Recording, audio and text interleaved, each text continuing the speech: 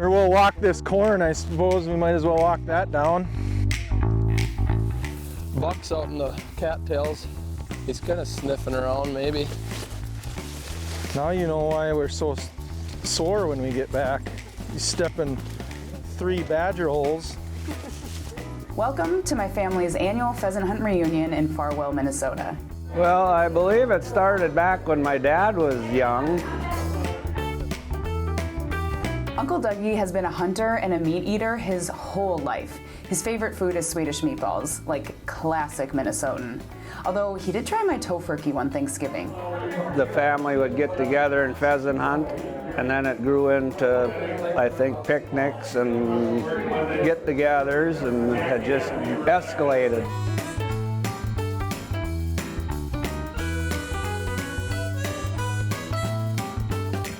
How would you describe, like, okay, what are you eating now? What are your favorite types of foods? What did you choose to eat? Well, I have chili, and then I have like the chips, and then Did you get the meat chili or the vegetarian chili? the meat chili, I'm pretty sure. So would you ever consider, like, not eating meat and eating a plant-based version of venison?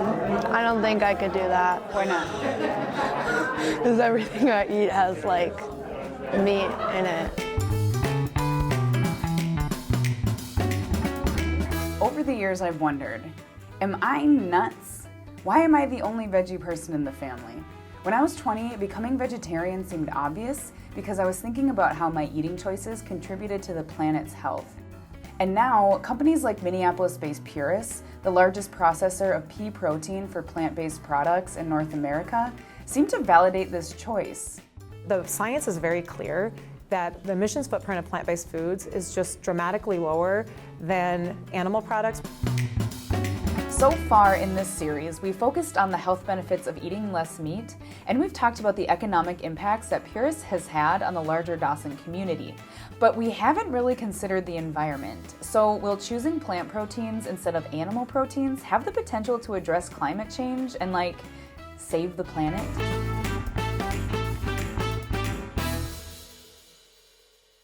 When you think about the efficiency of production, the amount of land that is required to make plant-based foods is a fraction of the percent that's needed to make animal products. This is because beef cows are raised on pasture, grazing large amounts of mostly marginal land, like swamps or land with poor soil quality where crops won't grow.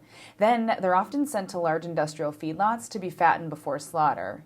Pair that with most of Minnesota's crops being grown for animal feed or ethanol, that's a lot of land for beef. What Purus is saying is, rather than grow corn and soybeans to feed animals to feed humans, grow peas to feed humans. But because cattle can eat pasture grasses, I wonder if there's a role cattle can play in a farm rotation. Is there a particular thing that they like the most?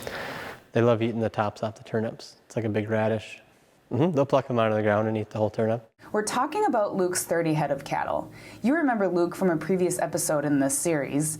He's a regenerative organic farmer in Dawson.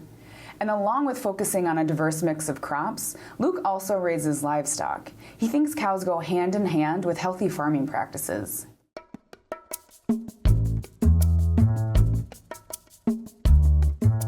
And what the livestock do is they give the land a rest period. So there's 3 years of a diverse pasture mix that's in where the soil is undisturbed, and you get all the benefits of the insects which bring the birds, and it's just kind of like teeming with life. We use the cattle as kind of like a composter where they eat up all of that material and then recycle it and put it back into the soil as manure. So it's like a soil building phase. What Luke is saying here is that these cows are helping to build up, regenerate his soil's health. He's taking his operation a step beyond sustainability. The science is there, like it's possible. We can build the soil while we're growing food for ourselves. He's also addressing one of the key issues with large-scale industrial agriculture. Growing just one crop, a monoculture, year after year, drains the land's nutrients and increases risk for disease and pests, which usually means applying the sides: pesticides, fungicides, and herbicides. When we grow corn, we haul truckloads of corn off of the soil, and the corn isn't actually putting anything back on. It's not much of a rest period. It's kind of an intense crop. It yields a lot of bushels, so it's more of an extraction crop. So then since I've extracted, I need to figure out a way to regenerate and put back. And with monocultures, even in the case of peas like what Pierce is doing, diversity is the enemy. If it's another plant that might be doing something for the soil or providing some sort of habitat for another bird or insect or something, it's looked at as competition for the corn. And so the goal then is to kill it or to remove it. We don't have to look too far afield from Dawson to find other regenerative farmers. Located just outside of Goodhue, Minnesota, Jared and his dad, John, do grow corn and soybeans. And they also implement a pasture-based cattle grazing system like Luke's. Come on, girls. Kibas, kibas, kibas, kibas. We'll see if they come. They all turn their heads, but I don't think they know I don't have any hay with me.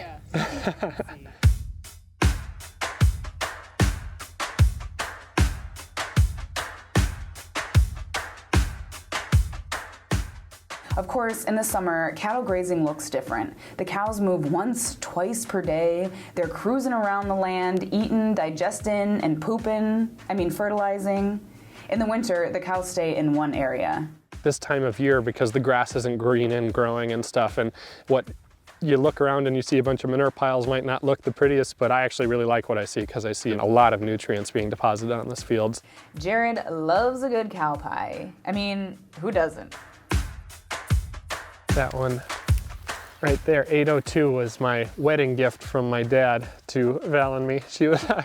Our wedding gift, we got either whatever item off the registry we wanted or a heifer calf of our choice. And so we obviously took a heifer calf of our choice.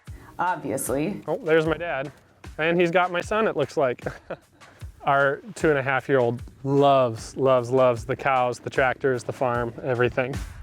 We use the cattle to kind of build up our fertility for the crops by feeding hay in the areas that need the fertility the most and then rotating that into corn. So this field where the cows are now has been pasture for a few years and now it's going to go into crop production. So we're constantly rotating. That's just what I love about this perennial diversified system, is that we encourage diversity and that every piece of diversity, it brings something to the system as opposed to takes away from the one crop that we're trying to grow. And diversity is one of the best things that we can do for the land. And in a monocrop situation, it's very difficult to be diverse. Man, this has all got me thinking. What I thought was the superior good for the environment dietary choice seems like it has cattle-shaped competition.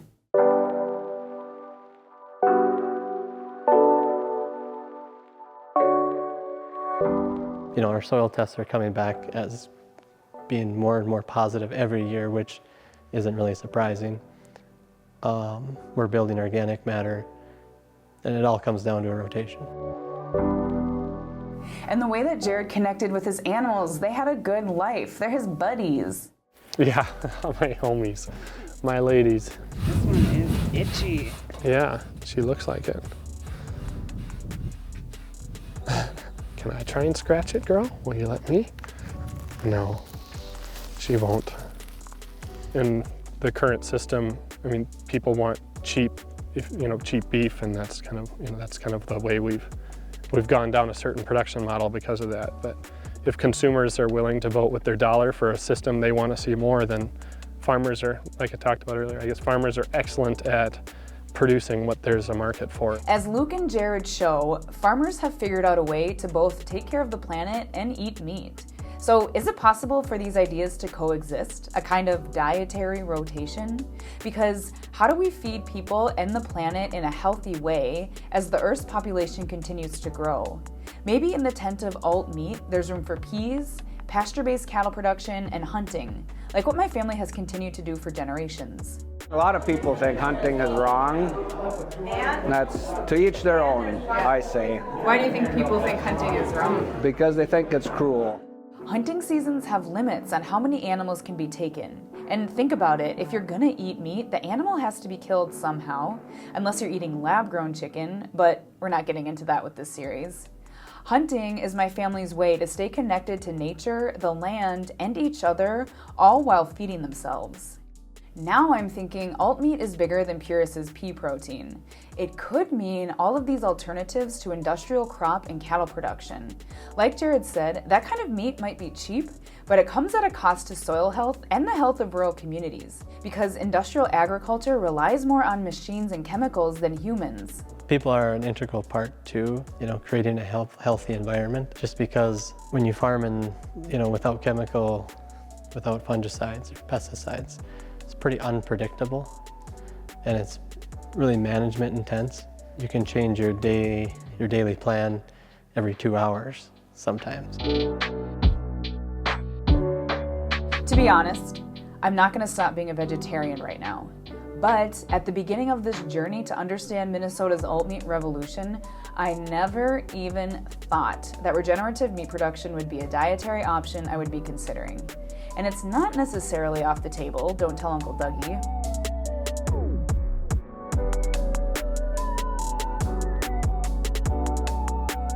There are more options than I realized out there to feed people well, to restore land health, and to contribute to local community health. But there are a lot of challenges too, and only time will tell how this all plays out.